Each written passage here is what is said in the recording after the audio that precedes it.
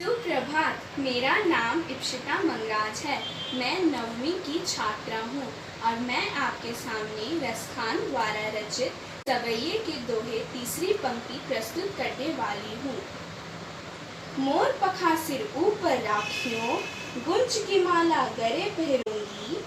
ओढ़ी पीताम्बर ले लकुटी बन, गोधन ग्वारिन संग फिरूंगी।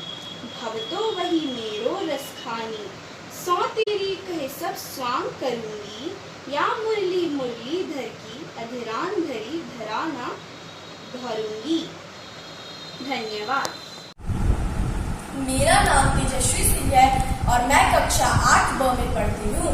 आज मैं आप सबके सामने संकूत माथुर द्वारा लिखी गई कविता दोपहरी प्रस्तुत करने जा रही हूँ। गर्मी की दोपहरी में तपे हुए नभ के नीचे काली सड़कें तारकोल की अंगारे सी जली पड़ी थी। छां जली थी पेड़ों की भी, पत्ते झुलस गए थे। नंगे नंगे दीर्घकाय कंकालों से वृक्ष खड़े थे। हो अकाल के जो अवतार, एक अकेला तांगा था दूरी पर। कौचवान की काली सी चाबुक के बल पर वो बढ़ता था। घूम घूम जो बल खाती थी सर्प सरीखी, बेदर्दी से पड़ती थी दुबले घोड़े की गर्म पीठ पर। भाग रहा वो तारकोल की जली अंगीठी के ऊपर से।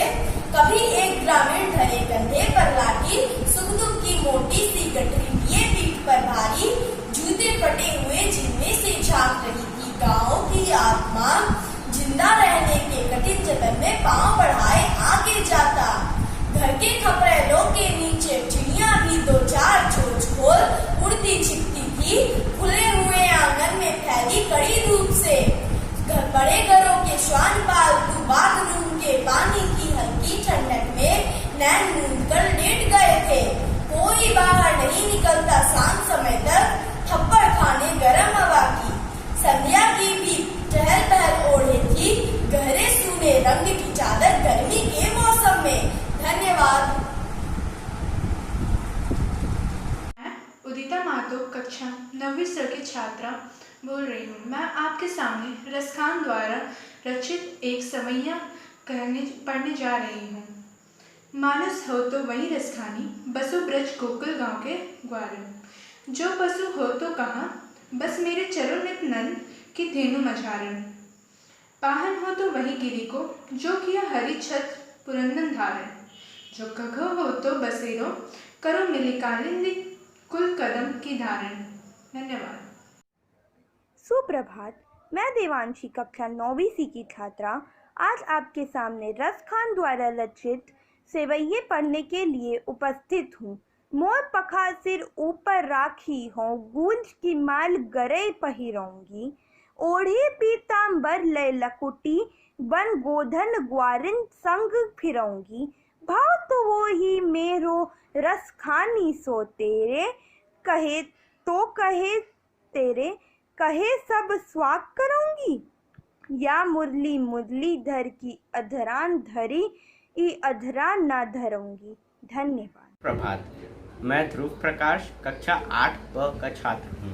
आज मैं पाठ 4 दोपहरी कविता का वाचन करने जा रहा हूँ। दोपहरी। गर्मी की दोपहरी में तपे हुए नभ के नीचे काली सड़कें तारकोल की अंगारे सी जली पड़ी थी। छाह जली थी पेड़ों की भी, पत्ते झुलस गए थे। नंगे नंगे दीर्घकाय कंकालों से वृक्ष खड़े थे। हो अकाल के जो अवतार, एक अकेला तांगा था दूरी पर। कोचवान की काली सी चाबुक के बल पर वो बढ़ता था। घूम घूम जो बल खाती थी सर्प सरीखी, बेदर्दी से पड़ती थी दुबले घोड़े की गर्म पीठ पर। भाग रहा वह तारकोल की गर्म अंगीठी के ऊपर से। कहीं एक ग्रामीण धरे कंधे पर लाठी, सुख दुख की मोटी सी गठरी लिए पीठ पर भारी। जूते फटे हुए जिनमें से झांक रही थी गांव की आत्मा।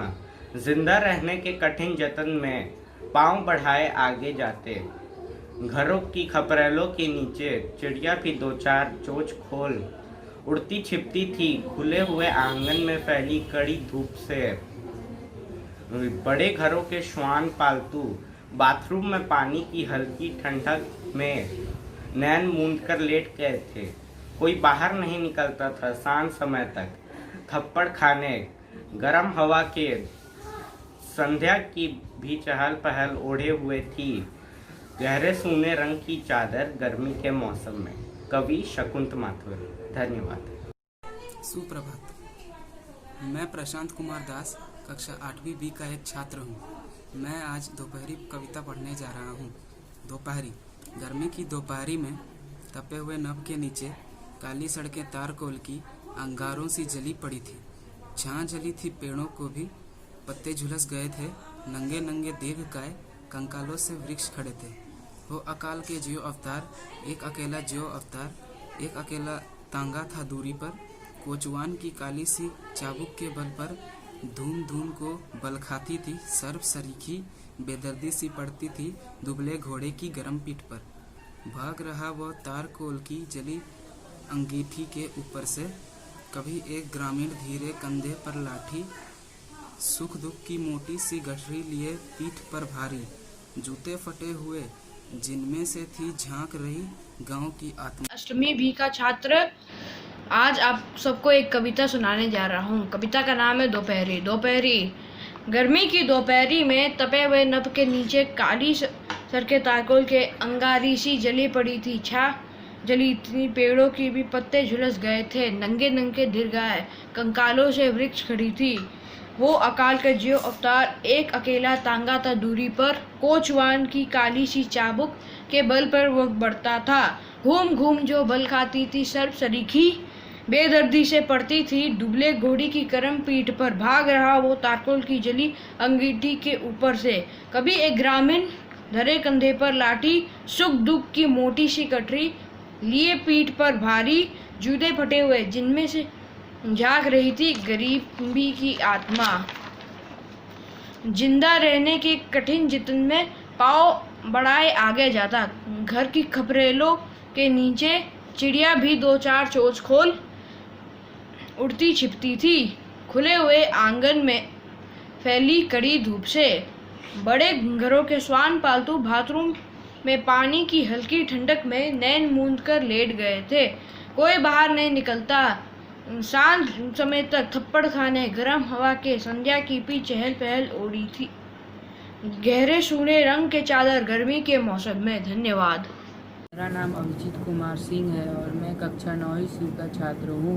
आज मैं रसखान द्वारा रची एक सवैये पे बोलने जा रहा हूँ। मानुष हो तो वही रसखानी, बंसो ब्रज गोकुल गाँव के गारन। जो पशु हो तो कहाँ बस मेरो चेहरो, इतनंद के धेनु मंजारन। जो पाहन हो तो वही गिरी को जो कियो, हरिछत्र पुरंदर धानम। जो खग हो तो बसेरो करो मिली, कालिंदी कुल कदम की डार। Good morning ma'am. मैं पहले सेवय की व्याख्या करने जा रहा हूँ। पहला सेवय है, मनुष्य हो तो वही रसखानी, बसो ब्रज गोकुल गाँव के ग्वारन। जो पशु हो तो कहा बस मेरे चरो, निंद निंद के धनु मंझारन। पाहन हो तो वही गिरी को जो किया हरिश्चंद्र परंदर धारण। जो खग हो तो बसेरा करो मिली, कलिंदी कुल कदम के डारन। इसका भावार्थ यह है कि श्री कृष्ण कह रहे हैं कि अगर वह अगले जन्म में मनुष्य रूप में जन्म ले तो वह गोकुल के ग्वाल बालों के बीच में रहें। यदि वे पशु रूप में जन्म ले तो वे नंद बाबा की गायों के बीच में रहें। यदि वे पक्षी बने तो वे उसी कदम के पेड़ पर अपना बसेरा बनाए जिसके नीचे श्री कृष्ण रास रचाया करते थे। और यदि वे पत्थर बने तो उसी गोवर्धन पर्वत का पत्थर बने। Thank you.